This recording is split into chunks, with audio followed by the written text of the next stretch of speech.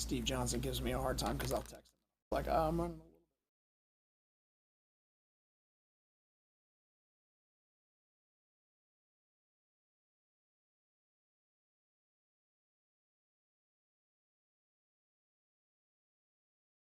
little.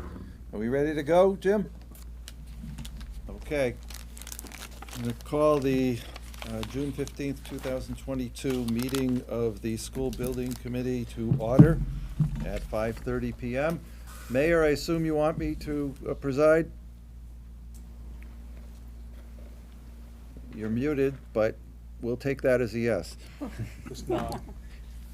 Jeremy, do you want to call the roll? No. Oh, at least he's honest tonight. All right, Tell Dave. Here. Jason. Lori.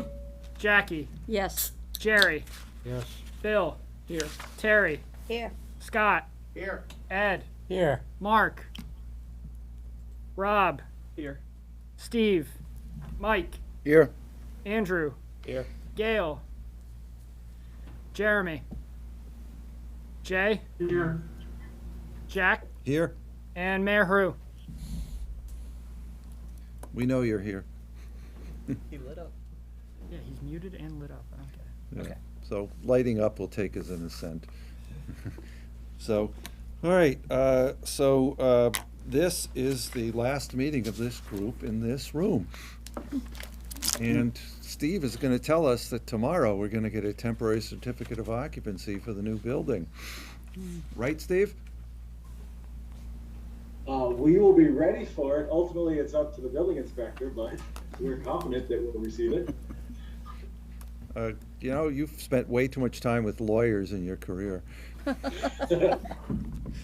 So then, because Jeremy wants to call the roll again, we need to approve the minutes from May 11th. Jackie? So moved. Second. All right, May 11th minutes. Dave. Yes. Jackie. Yes. Jerry. Yes. Bill. Yes. Terry. Yes. Scott. Yes. Ed. Yes. Rob. Yes. Mike. Yes. Andrew. Yes. Gail. Yes. Jay. Yes. Jack. Yes? And Mayor Hru. Are you with us? All right. We'll take that as a yes as well. Passes unanimously. Bill, do you want to introduce the person in the audience? Besides Mr. Domenici? Scott, you can move up to that chair right there if you want. Okay. Yes, said this multiple times, but I'm happy to say it again, that as excited as I was to be offered the position of superintendent at Dighton Rehoboth, it was anxiety-provoking, not knowing what the next chapter of Attleboro High School was going to look like. And when the superintendent hired Ms. Campbell, I started sleeping a little bit better. So it's my pleasure to introduce everybody to Kate Campbell, who is the next principal of Attleboro High School, and wanted to make sure that she got a chance to, see what this opportunity is like. And I will have to say, we've met frequently. She's here probably at least 2 or 3 days a week, meeting with various stakeholders, and I think that's about the best way you can try to be prepared for as mammoth of a undertaking as this whole thing is. So, Here's Jason. so welcome, Kate. Congratulations, Kate. Yes. Welcome aboard. Thank you very much. Do you have any opening remarks, or do you wish to defer? I'm excited to be back on board in Attleboro. I also appreciate all of the time and dedication that Bill has led up to this point with the high school and getting this project to where we are for the city. I'm so excited for the students and the staff and really just the community on what will be coming down in the future for all of us. So I look forward to working with Dave and Lori and the high school team. It's an exciting endeavor, a big endeavor that we have ahead of us, but there are some amazing people that I've already met and started working with at the high school. We have good things ahead. Great. Okay. Then, Steve, you're up at bat. Got it.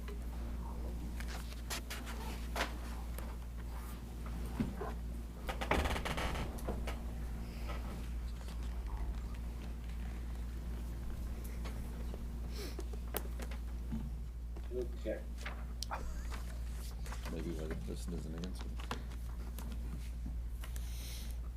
Hopefully everyone's looking at the front of the building. Wrong No. screen. Nope. We're looking at something, but it, Yeah. Oh, We see your teams. so Mark is here. Try that again.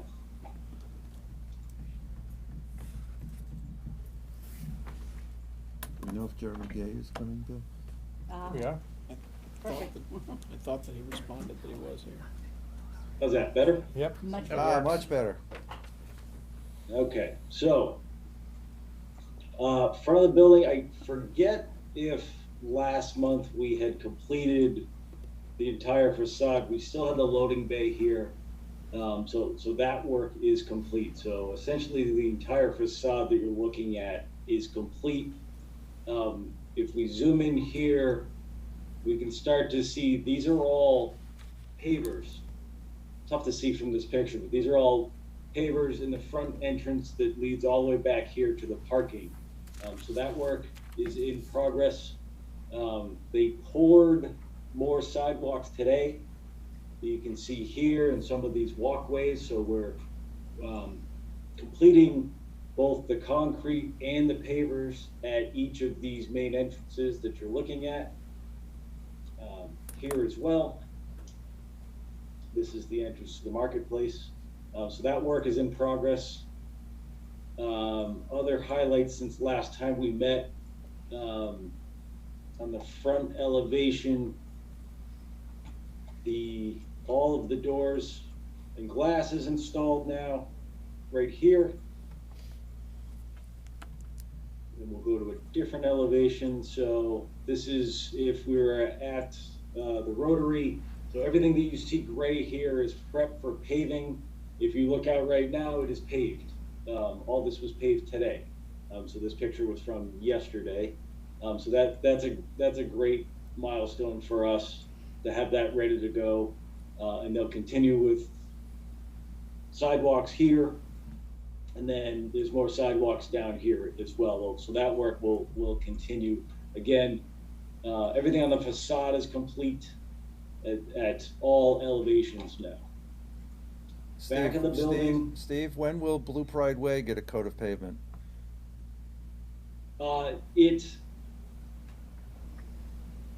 It has a coat of pavement.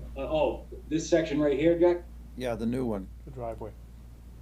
Yeah, so some of it does Oh, okay. already. And then over the next couple of days, you'll see more pavement go down in this section here. There's some of it's concrete and then some of it is paving. Okay, thank you. Yep. So back of the building, I'll also point out that the roof work is complete, scuppers are complete, flashing is complete, 100%. So we're looking to get the roofing manufacturer out for their final inspection and to give us the warranty for that work. All the facade work is complete that you see back here. We have started work on a lot of the concrete seating walls and the different hardscape that's in the back of the building. We've also started to work on, this is preparation for footings required for the PV carport that goes back here. You'll notice that the demo is complete of the pool and the small gym area. There's drainage structures going in currently. What else back here?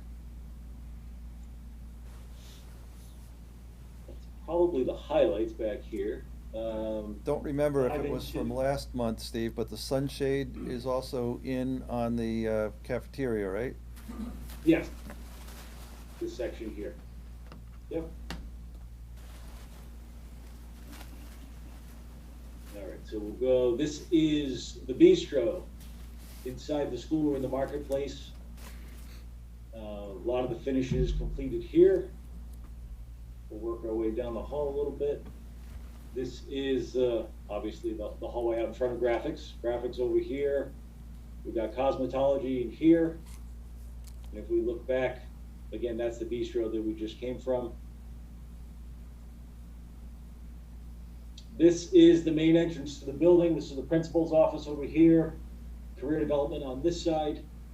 You'll see the finishes above are complete. The railing is complete. The wood columns are complete. We got the wood, not the wood, but the finish panels. We've got flooring. Unfortunately, anytime you see the brown paper, it's protection for new flooring. There is new flooring under here.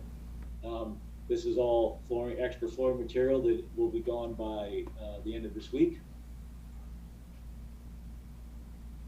This is the cafeteria area. Again, if we spin around, a lot of the finishes are complete in here. The ceiling up above, 100% complete. We've got the wood columns, the wood canopies here. The brick is complete, glass is installed, all the storefront glass is installed on both sides. We've got the letters up for the Bray Auditorium now, with the marquee. This space actually looks really good if you're standing in there. The pictures do not do it justice. Flooring is complete. Most of the flooring is complete under here, and in this section that you're looking at, they're working their way down the corridors.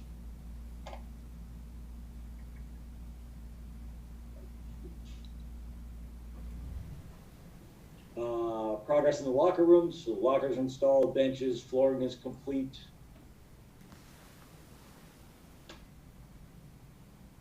This is the gymnasium. So they completed the bleachers in the gymnasium. Again, the floor is complete as well. This is all protection, unfortunately, that you're looking at, which is less than glamorous. But both sides of the bleachers have been installed, and in the next couple of days, this will all be cleaned out, and we'll get a good shot of the floor again with the bleachers installed. The bleachers are blue? Yes. What a surprise. Red wasn't available. The reason for that. It's too popular. Auditorium, so progress, it's tough to see here, but these workers have actually started to install the auditorium seats up on the up in this level, and they will work their way down to install them on the left side and the right side. And as we've talked about, the middle section down here and back here will be coming in July. But a lot of the wood trim is complete. This is all wood here. Ceiling's been completed. This is the underlayment below the finished stage. The finished stage material is here. That is starting to be installed tomorrow. So auditorium is looking really good as well.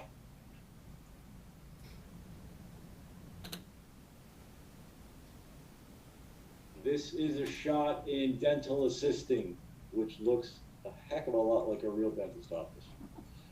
I know I've spent a lot of time in these chairs, but a lot of the shop spaces are come together now with the permanent equipment installed, final flooring, finished paint.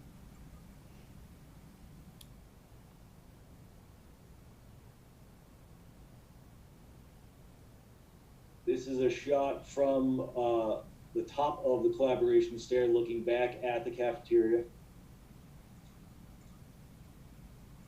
And again, this is looking down at the main entrance, and this is the media center.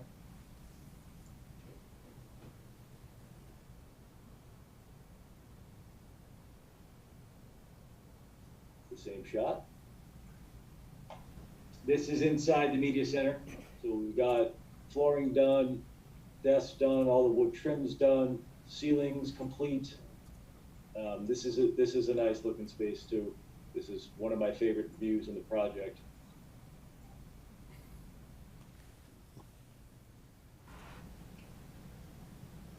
This is just a shot up on the 4th floor. Finally, with all the floor protection gone, final cleaning complete. This is the whiteboard wall. Looking back, all the railings are installed, finished lights, just a little bit of door protection. This is the kitchen, the servery space where the students will go through the lunch line. This is coming along as well.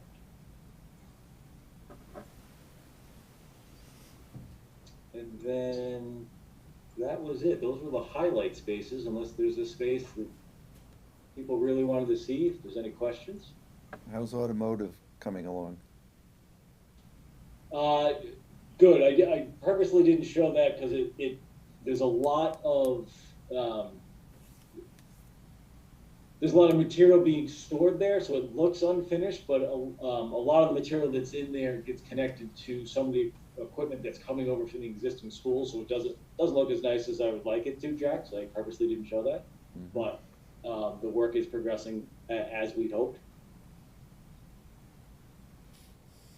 Any questions for Steve on the update?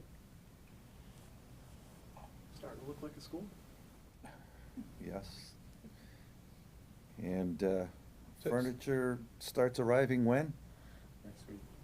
Monday, the 20th. When, I don't know if you're gonna cover this Holiday. in the change log, Steve, but there was an issue with Verizon and the elevator that you guys have come up with a way to deal with. Do you wanna talk about that for a minute? Sure. Yeah. So Verizon owes phone lines from the street into the new building. It is something that is not under our control, but the process has been delayed. And in order to have your elevator inspected by the state, it needs a dedicated phone line to be able to call out in case there's an emergency. So we have a temporary solution that the school worked with us on, Mark and Jonathan and their group, and Griffin, our electrician. We're basically going to borrow some phone lines from the existing school that are no longer needed and run temporary phone line into the new school so that each elevator can get the dedicated line that it needs. We're hoping this work will be complete tomorrow. All other elevator work is complete already, so once we get the phone lines working, we'll be able to call the state and request an inspection, and we're requesting an off-hours inspection in hopes that that'll get them there sooner.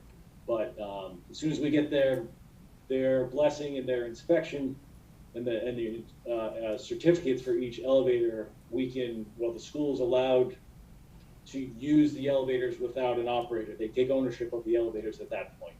Until, unfortunately, the elevators are inspected by the state, we need an operator in there from the elevator company to work them if anybody has material or furniture to move up and down. So best case scenario is we get the phone lines, we get dial tone tomorrow, and we can call, and by chance they come out on Friday.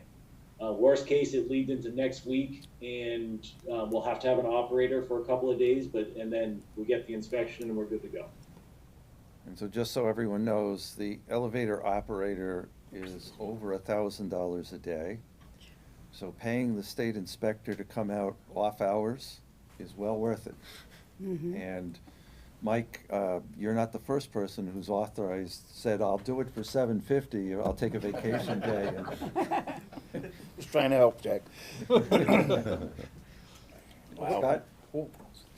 My question was going to be, what about the rest of the telecommunications? I mean, it's one thing to get the elevators inspected, but what about for the rest of the building? When do we anticipate that'll be in place? That's a Verizon and double ACS issue. So Steve, do you want to update, or Craig, do you want to talk about that, whoever's appropriate? I mean, I could speak to that. There's fiber brought into the building for the data, and so everything else in the building is all voice over IP and database, but for the emergency lines, those have to be copper based. And so that's the traditional phone lines and that's what we're working with for the elevators. So everything else has stuff brought into the building. It's just the actual old school phone lines. Okay. Thank you. So, any other questions for Steve on the construction update? Why do the elevators have to be working if no one's gonna be in the building but workers? Furniture. Furniture. They're gonna use it to move furniture? Yeah. A little bit easier than carrying upstairs. And I assume they're gonna wanna use all three of them, as soon as they can. So what, are you gonna have 3 operators? No, we would only have one operator And they'll on come to Monday or 3? Tuesday, not 3. But that's why, you know, if we have to spend a couple $100 to get the elevator inspector out here at 5 o'clock on Monday, it's well worth our while to do it. Okay, then moving along, Steve, change log? Yes. I'd rather start with the approvals, if that's okay, Jack, and then move on to the law. Do whatever you want to do.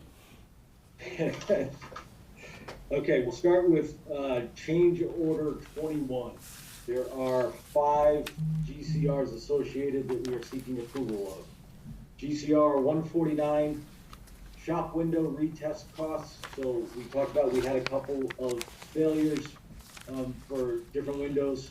And so the retest gets back charged to the subcontractor at fault, and the cost gets credited back to the project for the window testing company to have to come back out.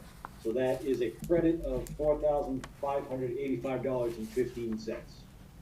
GCR 152 was the new access control key cabinet per the owner request, and it has the ability to work with all the key cards and not just, you know, traditional keys for door locks, but the key cards are involved as well.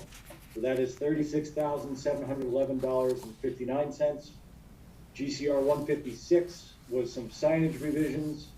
Some were deleted from various locations, and then some were added in the marketplace in the cafeteria.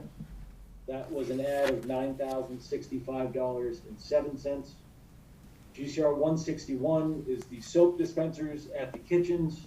This was originally going to be furnished by the school in the city, but there are certain types that were not readily available through their vendor, so our vendor was able to provide them, so that is $3,118.71. And lastly, GCR 163 added a couple of speakers in the auditorium, and that was $18,696.53. Grand total for GCO 21, $63,006.75. All of these GCRs were vetted out by Consigli, Skanska, KVA, and any associated consultants. Okay, and none of these are new, they're all things that we had discussed before, just firmed up the prices. Does anybody have any questions on this? Then, Jackie? Move to approve. Second. Thank you, Terry. Jeremy? All right, GMP change order 21. Dave, Yes. Jackie, Yes. Jerry, Yes. Jason, Yes. Bill, Yes. Terry, Yes. Scott, Yes. Ed, Yes. Mark, Yes. Rob, Yes. Mike, Yes. Andrew, Yes. Gail, Yes. Jeremy Gay. Have you joined? Yes, I'm here, and yes. Thank you. Jay, Yes. Jack, Yes? and Mayor Hu, are you on? Yes, it's a yes. Thank you. That's everyone. Good. Passes unanimously. We have all but 2 members here tonight. Contingency transfers, Jack. Yes, go ahead, Steve. GCT 59 is display case sequencing. So these are the display cases that are in the cafeteria area. We had directed our sub to install them inadvertently. After digging into the detail, we needed to install the wood trim first, so we had to resequence it. So we had to pull the display cases out and put millwork in and put them back in. And since we gave that direction, we need to pay a little extra money to the sub to do work twice, unfortunately. So that was $2,231. GCT 63, PV carport footing allowance overrun. So we had money set aside for the footings, 2 years ago when we bought the scope out with the carport company, and then we got the final design and realized that we were a little bit under budget there. So there's an increased cost of $78,455. And then lastly, GCT 64 was the carpeting at the catwalks in the auditorium. It was just scope that was not owned and not bought out originally. So that was $11,469.66. So total contingency transfers of $92,155.66. Again, does not increase the GMP, just gets pulled from the contingency bucket. Any questions? Also, cost vetted out by Skanska, Consigli, and KVA. Thank you. Any questions, comments? I got a question. Go ahead, Jerry. Do they normally put carpeting in those catwalks? That's the, yeah, so the way the catwalks are is they're a wood floor on top of grading, and so when you walk across, you think of a hollow floor and during performance, so that's there just to quiet, so you don't hear the hollow footsteps walking across them. It's just part of the way that they're designed. Otherwise, you'd hear the hollow footsteps during a performance if someone's They gotta walking put around. carpeting, couldn't they have just put the carpeting on the metal grate? Without the wood? Wouldn't have anything to adhere to then. Okay, thank you. Any other questions? Jackie? Move to approve. Second. Thank you. Jeremy?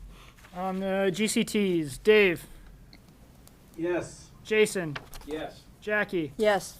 Jerry, Yes. Bill, Yes. Terry, Yes. Scott, Yes. Ed, Yes. Mark, Yes. Rob, Yes. Mike, Yes.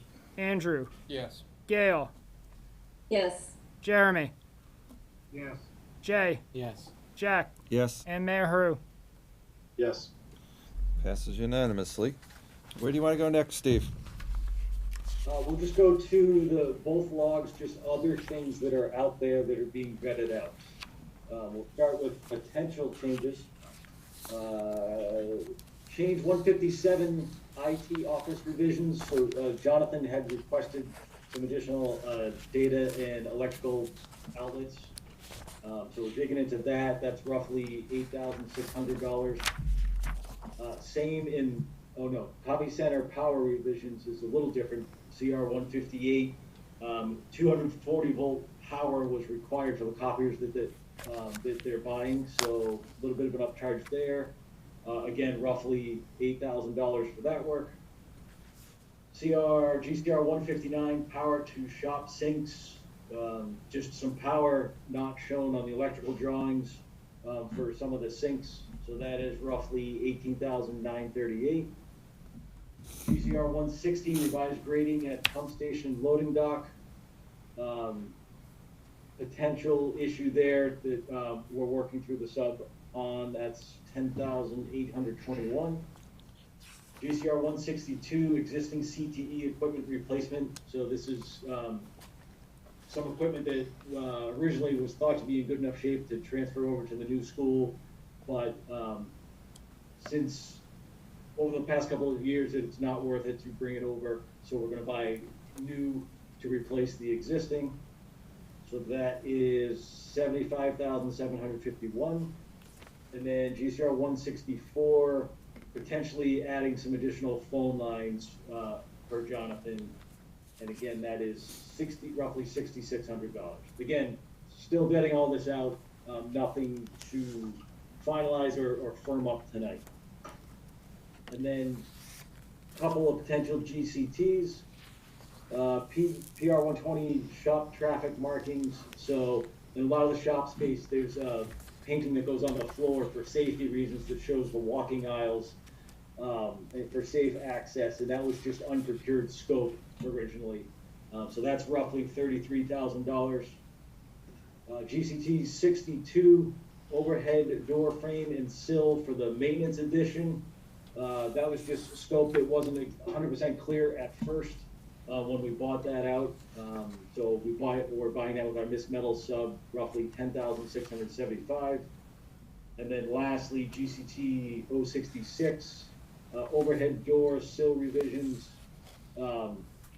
This is at the back of the building, all the overhead doors go into the shop spaces. The apron that we poured, between the architecturals and the structural drawings, there's a little bit of a difference, and we picked the wrong one, so we gotta revise for safety purposes that edge and where it lines up so when it rains, water doesn't get into the building or it becomes a safety hazard. So we gotta make some adjustments to the concrete and where it lines up with the pavement.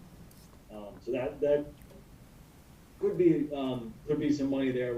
We're thinking that's roughly $35,000 for that work. Again, those are contingency transfers that wouldn't increase the budget. Anybody have any questions for Steve on what he's just told us? Steve, just a question on the CTE equipment. What type of equipment is it? And the power to the sinks, what kind of sinks get the power? I can answer that if Craig, you want. do you remember the equipment? Yeah, so from a CTE, an example would be there's the hydraulic press brake that's in the current school, or the iron worker, and with the condition that they were in, either they weren't working anymore or they were on their last leg, that moving them over, the cost of moving them over, that it was more feasible. It made more sense to just purchase a new thing, but a lot of it's just pure equipment, like whether it's... Is it more multiple small dollar items or a couple big high dollar items, like an iron worker, which is $20,000 to $30,000 as an example. And then the power to the sinks is one thing that when we were in design, it was all the sinks are hardwired, so they don't have to replace batteries for a maintenance item.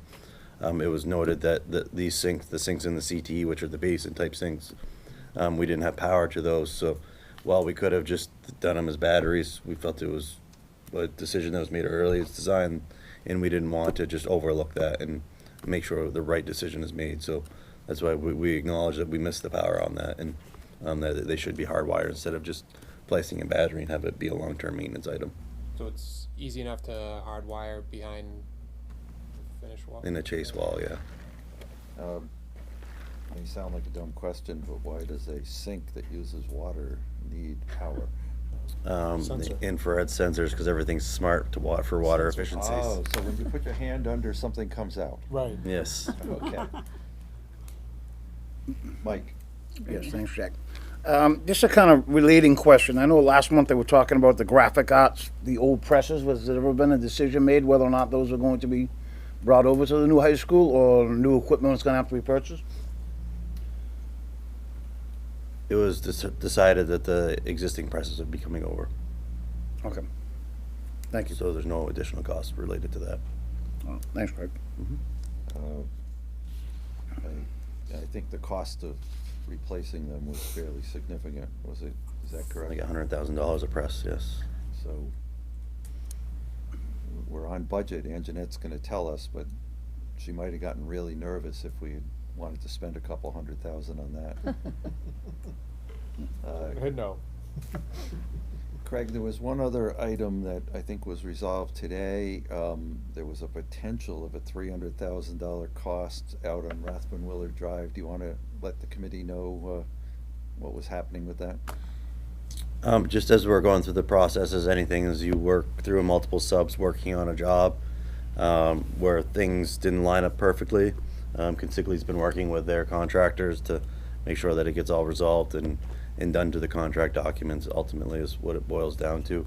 Originally there was a question of whether there was an additional cost because of the coordination of the multiple subs, but Consigly's been working hard on their end to make sure and do their best so that it doesn't the project doesn't incur any additional costs. Good. All right. Steve, retainage reductions is next on our agenda. Yes. So 3 subcontractors looking to reduce their retainage from 5% down to 2.5% each. First is Rustic Fire Protection, who did all the sprinkler work for us.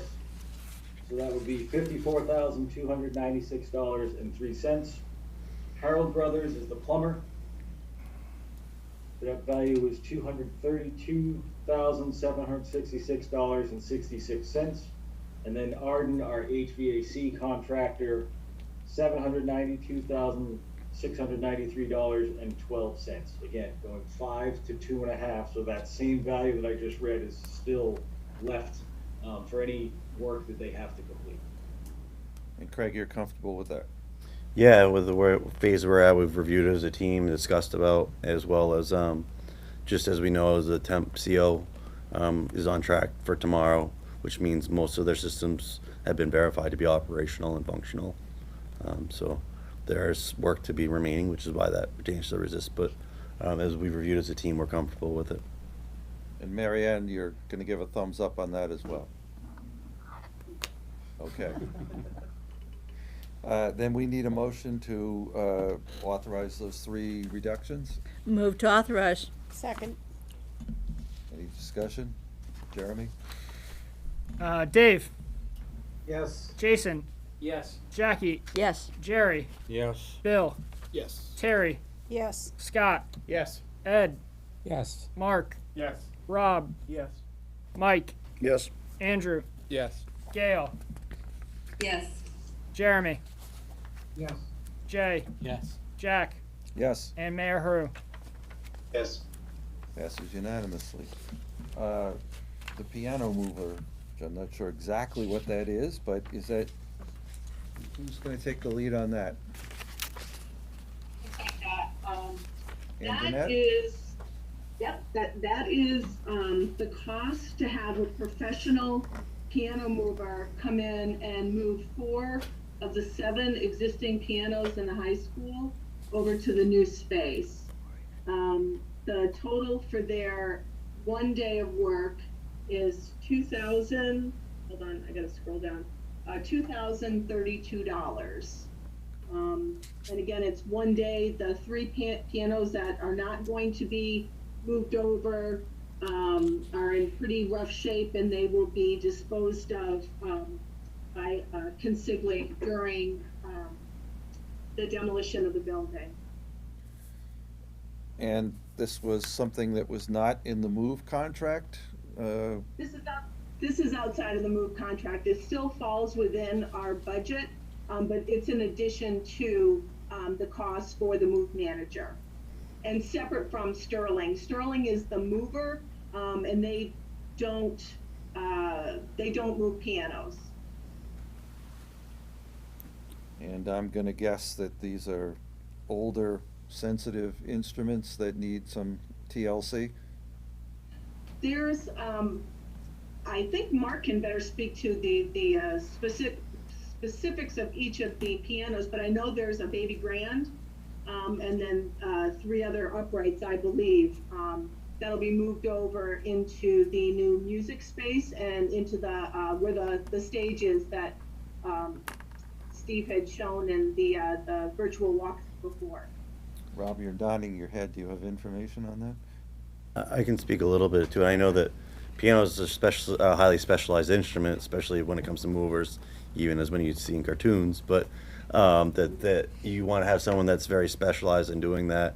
Especially, I know the baby grand is a very high quality instrument that you want to make sure you maintain long term from your district. And so, just the mover, just to move that one piece of equipment, I know alone is well worth the investment. I had a piano moved a couple of months ago. 1 piano, not a baby grand, and it was about 1/3 of the cost they're talking about. So, like, to me, that's, I had done some research on that. It's par for the course. The baby grand typically could cost more on its own Yeah, than what's being charged for 4. the Steinway was in Yeah. the County Street High School, so it's an antique, incredible. Ed's That's the a expert. concert grand. It's a Model D Steinway, 1901. It was one of 5 bought by Mr. Gibb, the first music teacher in Attleboro. And it's the only one left.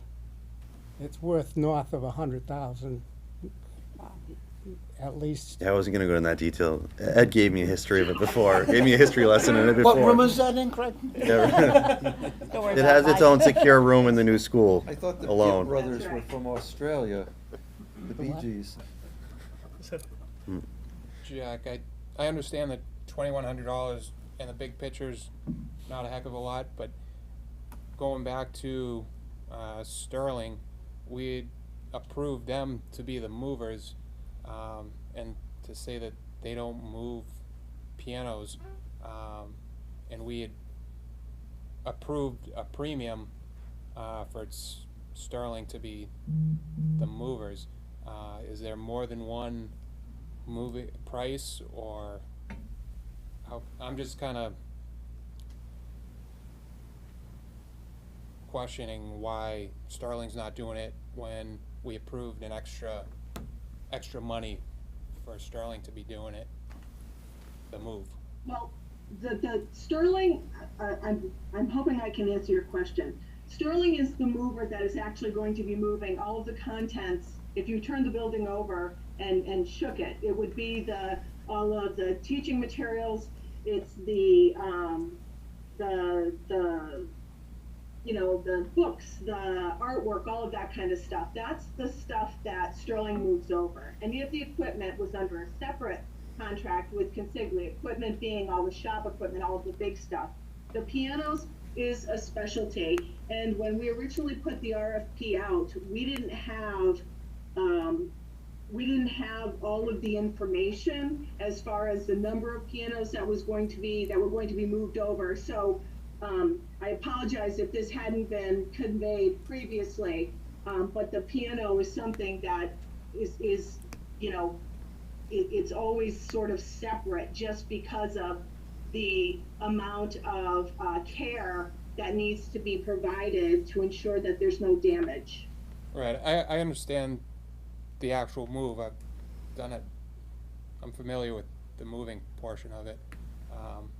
It seems like it's coming back for a second hit for additional. It's a separate company. The mover that's moving the piano is called Gentle Giant, and they're a completely separate company. They'll provide their insurance certificates separate from Sterling.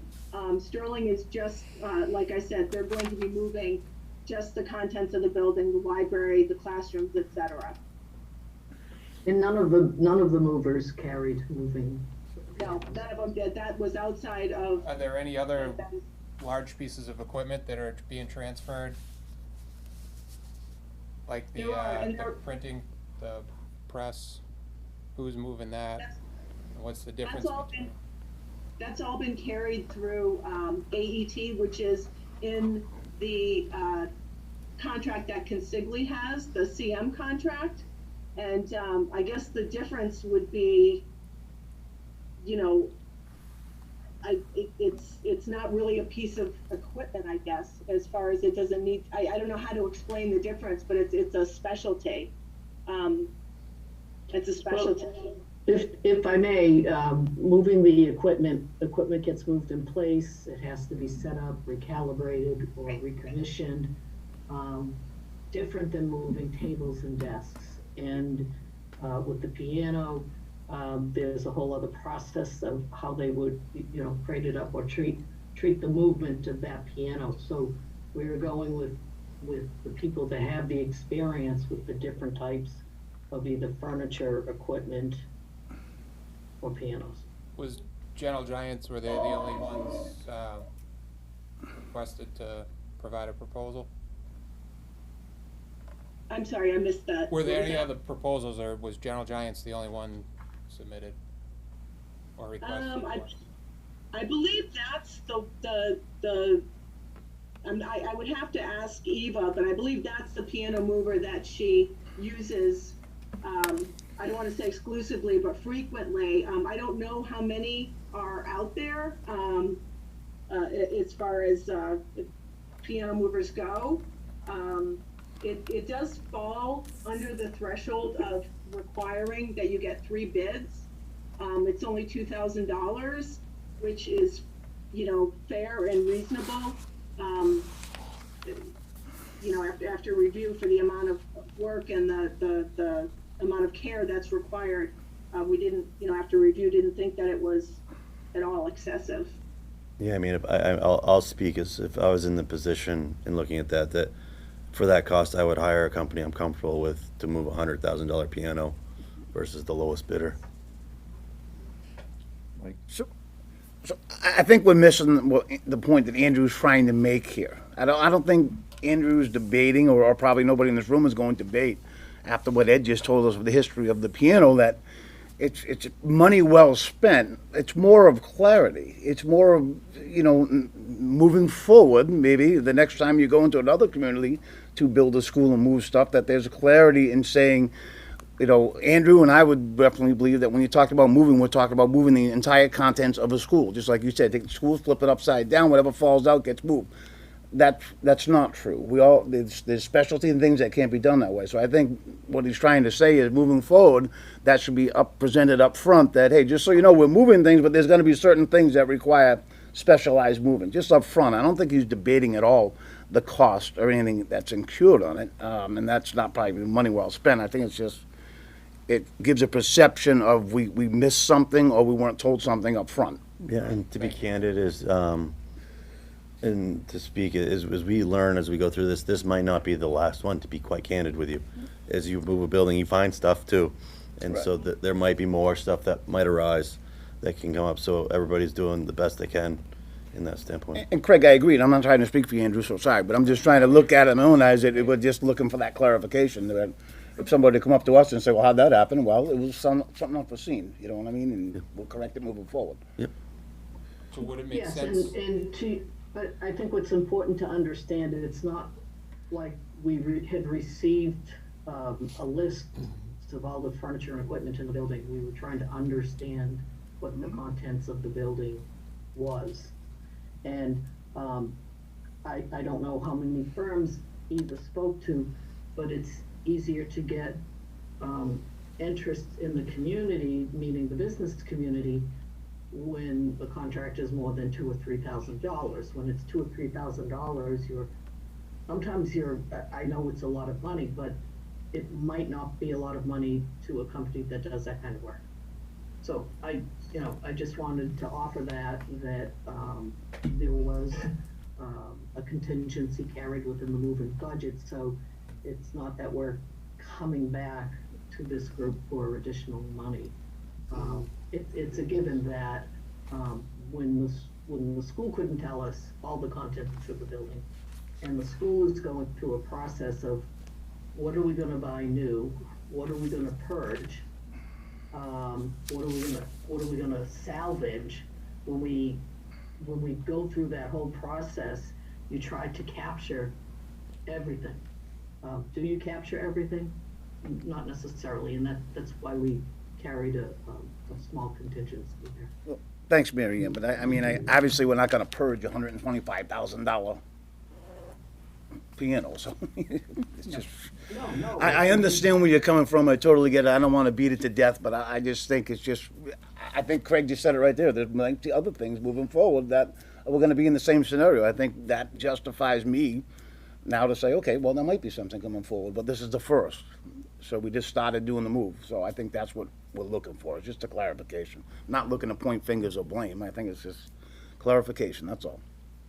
Okay. So I'll just also add that when, when we originally came through with the move managers to look at everything, and also after we brought STV DPM on board, we came through with the other movers to do a walkthrough, and there were areas that, for example, the auditorium, we understood that there was nothing that was coming over at the time of the walkthrough, and so that ended up changing. So now we're moving some of I think that the risers and whatnot that were on the stage, and some of the other props and whatnot, and Sterling, they didn't increase their price. They said, okay, well, we'll work harder and more efficiently so that we can fit it in with the original room. So I think that that goes a long way with me, anyways, for being good what's the word? Good partners here, I guess. Yeah. Yeah. Well, I think there's one more point worth making, that if we had asked the movers to include moving the pianos in their contract, there would be a markup on that. Yep. Right, Oh, yeah, I for sure. get it, I For just sure. know that we spent more money on Sterling, and that's kinda what is my sticking But I point. think the extra money that was spent was because of comfort and Right, that, correct? STV's comfort, Right, using and- supposed we didn't labor want that's kids not But there. it wasn't necessarily because we thought they were gonna include a piano move in it, cause it was unknown Yeah. at the time. No, no, I hear you, Andrew, and it just strikes me that if Sterling was doing this, they probably would have subcontracted it out and marked it up to us anyway, because this sounds like a specialized thing, so, I think that, I think we probably vetted this as much as we can, but I appreciate everybody's comments, and Ed, do you have Yeah, something? not to dispute, I wondered about that too, why it wasn't included in the original lot of, moving. But there is a certain amount of disassembly that has to occur to that concert grand to be Right. able to move it. Right, the legs and the Legs and feet, other and things then have to, retuning after. you need special equipment to, a piano special board. dolly to put it on. It has to be done by someone that is familiar with that particular type of, moving. But I wondered myself why it wasn't included, and I think that's been pretty well answered. So if there's. Well, one more thing about Sterling. And I and think their- we've beaten their this ability- horse to death, so I think it's probably time to end the discussion and take a vote. So Jackie, Move to approve. Second. any further discussion? Hoping there's none. Jeremy? You're leading the witness. Dave, Yes. Jason, Yes. Jackie, Yes. Jerry, Yes. Bill, Yes. Terry, Yes. Scott, Yes. Ed, Yes. Mark, Yes. Rob, Yes. Mike, Yes. Andrew, No. Gail, Yes. Jeremy, Yes. Jay, Yes. Jack, Yes. Mayor Haru. Yes. Motion passes, a first non-unanimous vote in quite a while. Anything else you have for us, Steve? No, I'm good unless there are questions. Okay, Craig, any update you want to give us?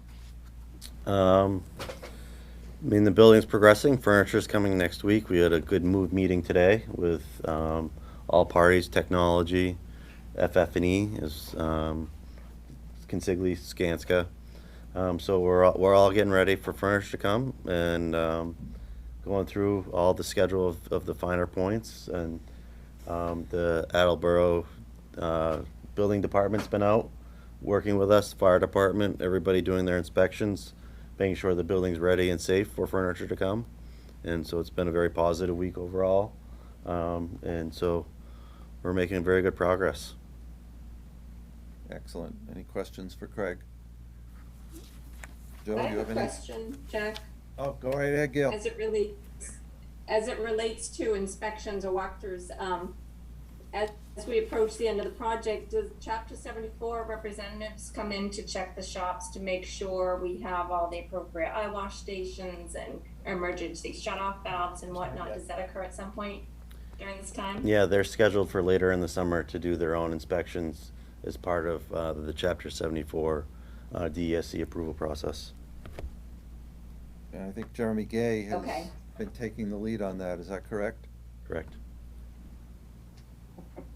Gail, we just wanted to get more of the existing shop equipment installed before we contacted them,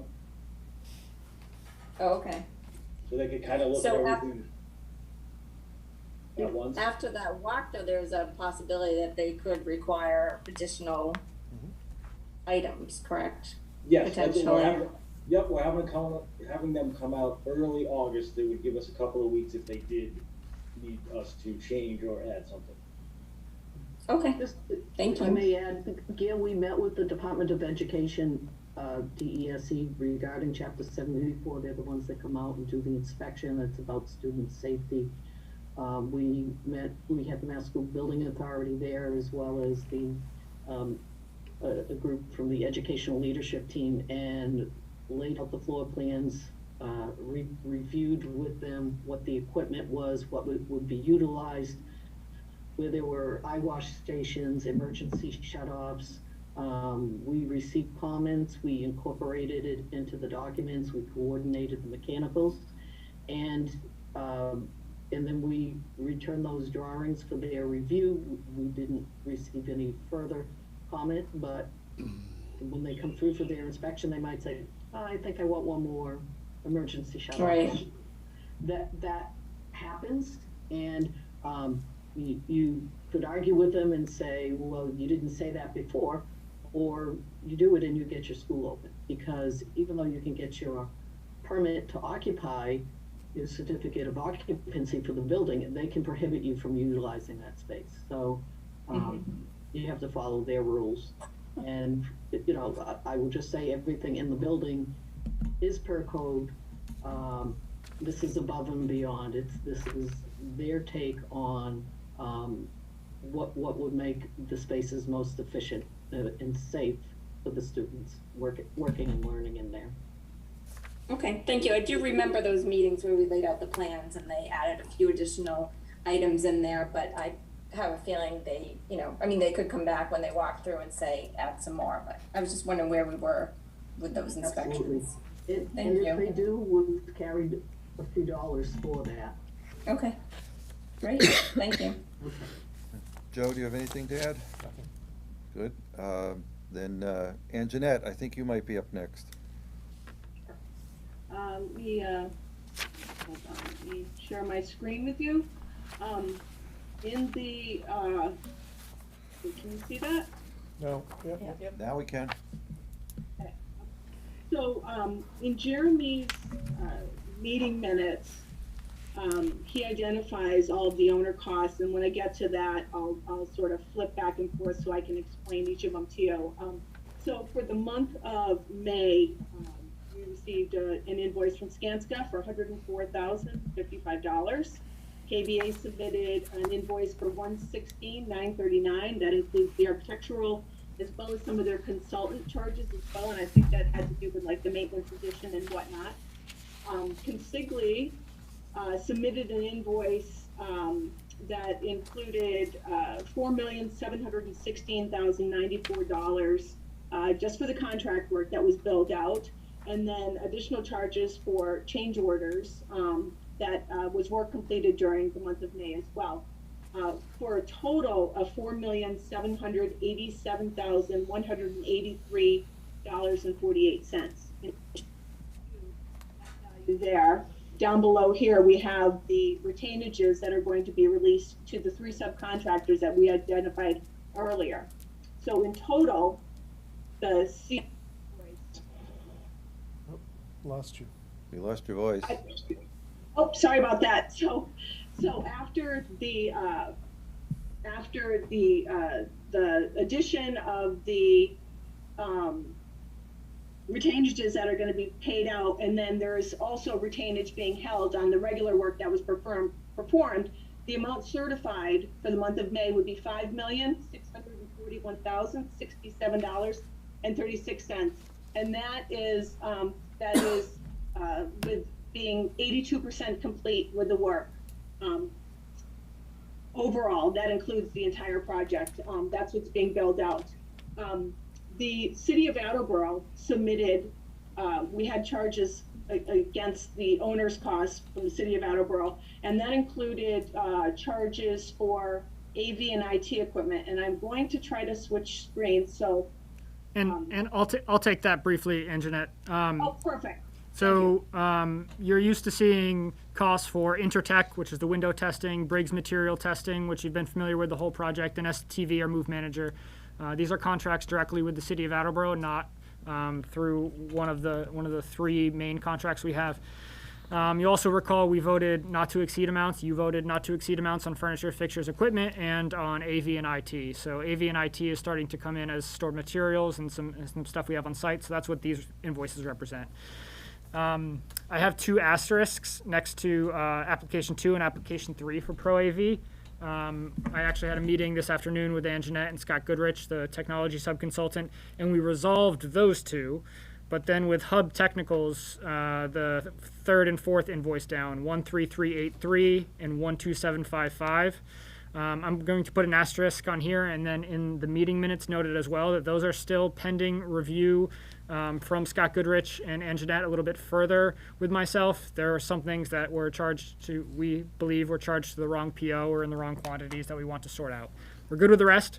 And then Apple, that's computers and Apple Care for the computers there. So the 2 asterisks that are there, we've resolved, but we have since added 2 more asterisks. So I'll make sure the vote reflects that. So do you want us to vote to approve subject to your further review, or do you want us to leave those off the approval, Jeremy? I would like if you voted them for our pending my further review. They're invoices from April and May, which we've been going back and forth on, and I would rather not wait until the July meeting if we can get a resolution with the vendor. Okay. Very good. Any questions for Anjanette on her monthly chart? How much money is left to spend? We have a balance remaining of $50,211,628. Did you say So we're billed out 50. overall to 50. 81%. 50. 50? Million. Yeah, Okay, right good. down here. Good. Then Mary Ann, do you have anything you wish to add? No, other than I'm pleased that we're at this juncture in the project and that we're getting ready to start actually moving furniture and equipment into the building, and that it'll be really nice for the school and the community to be able to start occupying the building and utilizing what I think is a beautiful asset for the community. Okay. Steve, one of the things that was handed out in our package is entitled Summer Key Dates. Do you have that available to you? I do. I don't have it to share, but I have a hard copy in front of me, Jack. Okay, do you want to just go over it verbally, just so everybody understands that? Sure. Yep, so between now and the start of the school, we highlighted what we thought were the key dates, starting with June 20th. Obviously, we talked about the movers are starting. June 21st, music and art is being moved. Some of the musical instruments and some large pieces of art are being moved into the new school.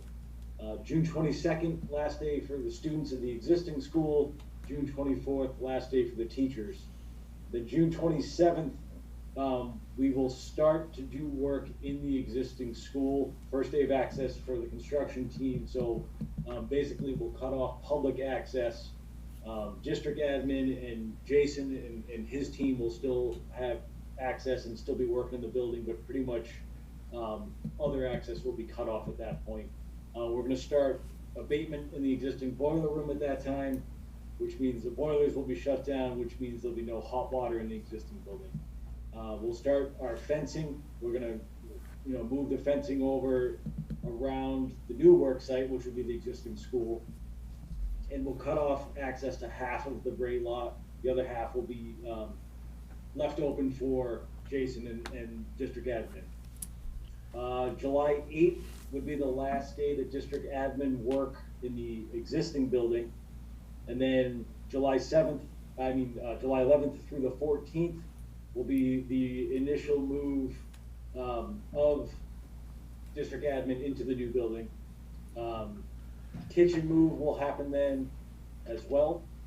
July 15th, the state police will be utilizing the existing school for training purposes. And Bill Rudy's well aware of this. They've been in contact, and there's a little bit of training they're doing with various groups. I think even the Attleboro police is involved as well, because they don't get the opportunity to blow up doors without causing a lot of problems like this, so they took advantage of it. Yeah, so Steve, if we can just add to that, I understand that Homeland Security, the FBI, the Attleboro Police, and the State Police are all going to be conducting training exercises in the building we're sitting in right now, because they can feel free to do as much destruction as they want to practicing, and they don't get much opportunity to practice in a real school, so this is an opportunity. So when everything Attleboro blows up, We want to get the word out, and we're going to do that as well next week, that we are not having a hostage situation here, that this is actually a planned training, so when the black SUVs show up, et cetera, people don't go crazy. But I'm sure that there will be people who will be making phone calls, and the mayor probably will be receiving phone calls. So we just want to make sure that we get the word out in as many ways as we can. Mark? Correct. Go ahead, Steve. Yeah, I'll actually share my screen a little bit for this next one, if everyone can see that.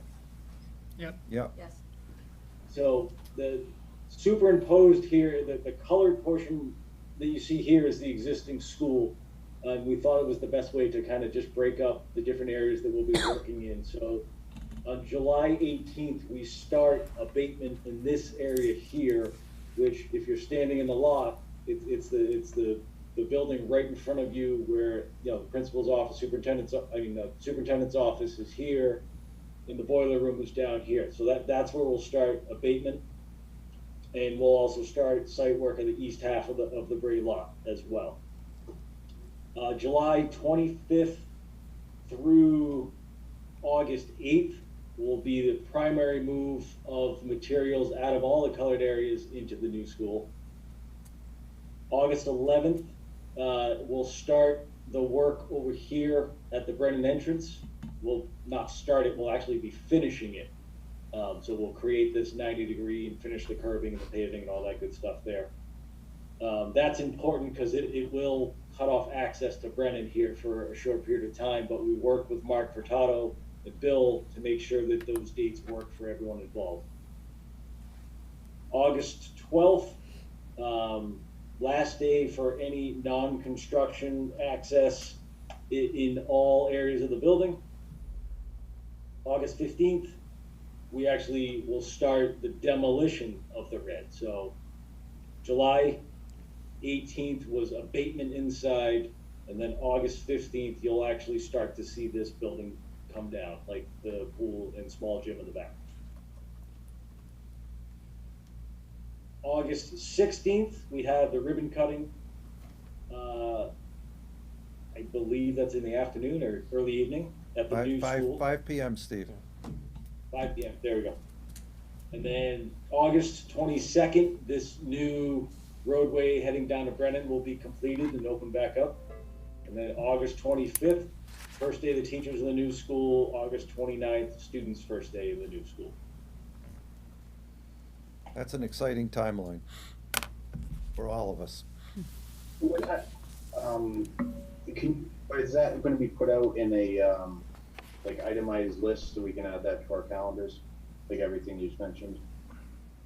We have that itemized list. Mayor Jeremy can give it to you, so that, you know, whatever kind of publicity you want to give, because I think publicity is extremely important for this.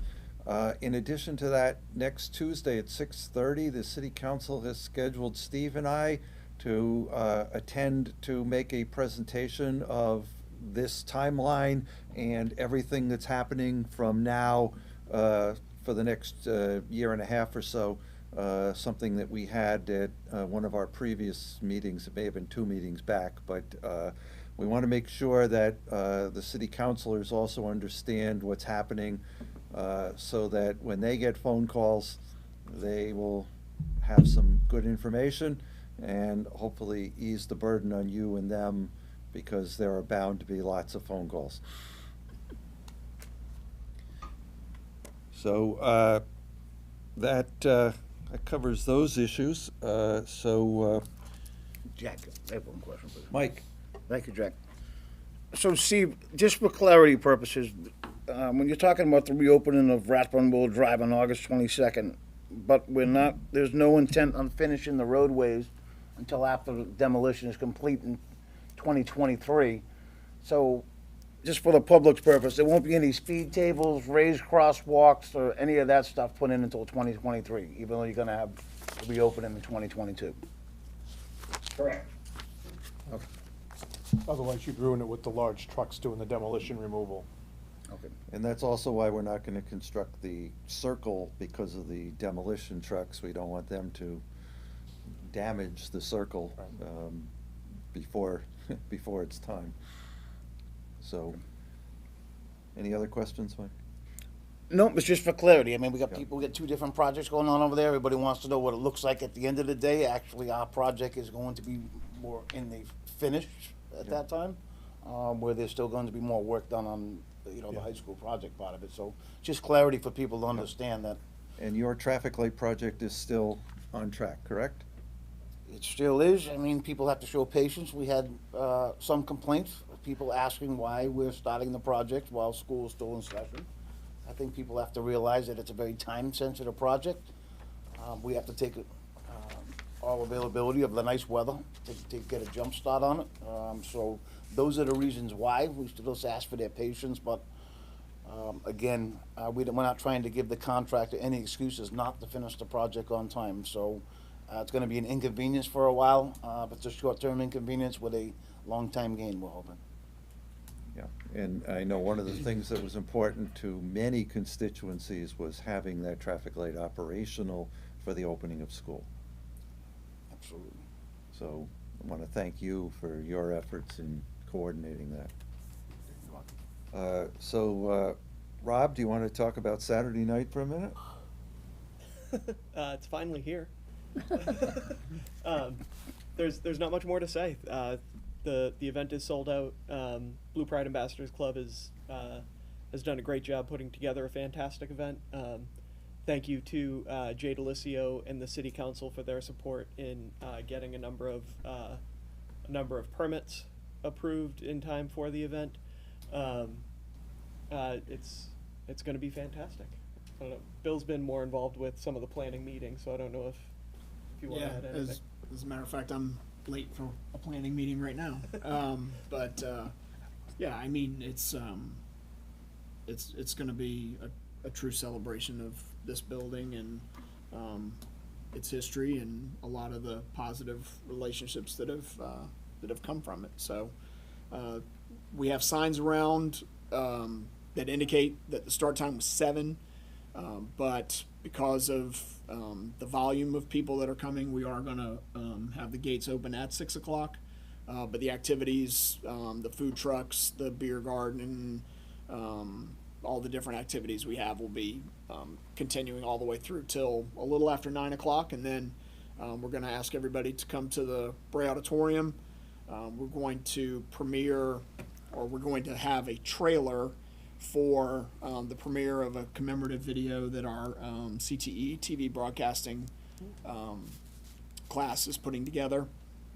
And we'll have some remarks from some dignitaries, and also we're going to present an annual award that Jack has received before, which is the Blue Pride Spirit of Community Award.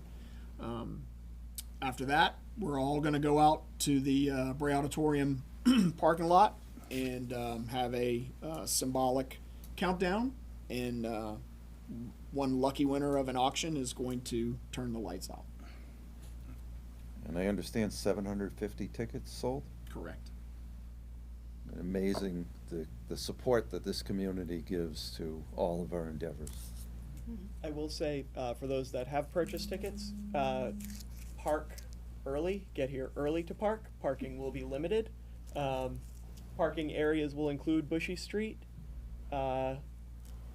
Actually, Bushy Street is the only on-campus lot that will be available that night. We will be, Steve, correct me if I'm wrong, but we will have access to the lot over at Highland for parking Highland as lot well. will be open? Yes. And if necessary, your next option are outside of Brendan Middle School. So, which is quite a walk. So if you're, I would suggest getting here early if you don't want a long summer evening hike. Parking at Highland, though, sounds like a good idea. Yeah, and the Capron lot will also be an option, but that is the first day of the farmers market. And they have, the Friends of Capron Park Zoo are also hosting an event that afternoon or that evening. Afternoon. So parking there will be limited at the beginning of the event as well. So get here early. and enjoy. Some of the items that have been surplused will be available. Not as many as we had hoped because we're still chronicling a lot of the items for the new building.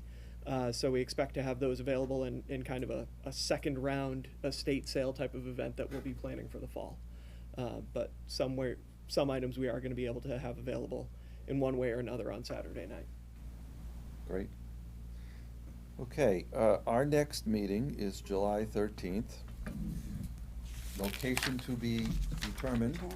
There is a possibility that we will be meeting in the new Zito room in the new school, if we can get everything together to do that and have it broadcast. If we're able to do that, we would like to arrange, and we'll send out an email and let everyone know, but we could perhaps have people show up a half an hour early or so that they can take a walk through and see the building as live and in person. So hopefully we'll be able to do that. If we can't do that, then the meeting may be somewhere else, but Jeremy will keep you all in the loop.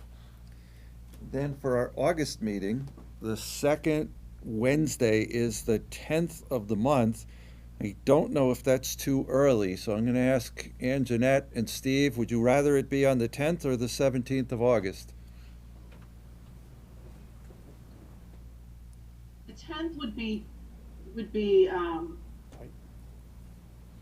tricky. My preference would be the 17th. However, if that's not going to work for everybody, I think that we can put in a little extra effort to have it on the 10th. Steve, what will work for you? I'm not going anywhere, same. so anybody, if The people have ribbon cutting is preference? the 16th. Excuse me? The ribbon cutting is the 16th. Yeah, the ribbon cutting is the 16th, so should we do a double header and have our meeting after the ribbon cutting on the 16th, and then, does that make sense to everybody? How long's the ribbon cutting? The ribbon cutting, I would assume there will be speeches, there will be a lot of politicians there. So, yeah, Will you be there till 7? that's what I'm saying. So maybe we ought to leave that alone and just do it on the 17th, if that works for everybody? Yep. And then if we don't have a tour, because on the 13th of July, we certainly can have a live tour on the 17th for our members. So it'll be the 17th. And Jack, if I may, for those of you that may be interested in an advanced tour, that experience is one of the items that is being auctioned off on Saturday night. An opportunity for an advanced VIP tour to a member or members of the community prior to the building opening fully, but after certificate and with escort from Consigli. So. Okay, good to know. All right. The community open house is not until September 24th, so, there won't be anything that interferes with any of the work, but it will be an opportunity for somebody who's a lucky bidder. Yeah, just to let the community know again, that would be 9 in the morning till noon, Bill? Correct. On Saturday, September 24th, with guided tours from students, is that what we're looking at? Guided tours for sure. We haven't even scratched the surface in terms of what the details of that look like yet. But it won't be the way that the March open house was here, which was, free reign. It will definitely be guided tours of some sort. Scott? I apologize, because I think we got a little bit off track, and maybe my memory is just gone now, We but did I not- don't think we we actually did not paid vote the the bills. bills. Oh, we didn't pay We the have bills. to pay the bills. Oh. It sounded like we were wrapping everything up. We We need to. were wrapping everything up I was because I gonna went catch him, down the don't worry. Thank you. agenda, but please forgive me. I'm sure that Consigli and the subcontractors Because all I want to think get the paid. motion needs to be very specific about 2 items that Right Jeremy here on that needs. thing. Yeah, some so the contingency on. motion would be to pay all of the bills with dates, the hub critical technical dates. bills ending in 383 and 755, Jeremy, being subject to 16th, further August review and 16th. vetting by Jeremy. So moved? Second? Jeremy, you call the roll? Dave, Yes. Jason, Yes. Jackie, Yes. Jerry, Yes. Bill, Yes. Terry, Yes. Scott, Yes. Ed, Yes. Mark, Yes. Rob, Yes. Mike, Yes. Andrew, Yes. Gail, Yes. Jeremy, Yes. Jay, Yes. Jack, Yes. Mayor Haru. Yes. Unanimous. Okay, thank you. So is there any other business that we need to accomplish? Or should we have a motion to adjourn at 6:50? Move to adjourn. Second? Jeremy? Dave, Yes. Jason, Yes. Jackie, Yes. Jerry, Yes. Bill, Yes. Terry, Yes. Scott, Yes. Ed, Yes. Mark, Yes. Rob, Yes. Mike, Yes. Andrew, Yes. Gail, Yes. Jeremy, Yes. Jay, Yes. Jack, Yes, Mayor Haru. Yes. we are adjourned. Thank you, everyone.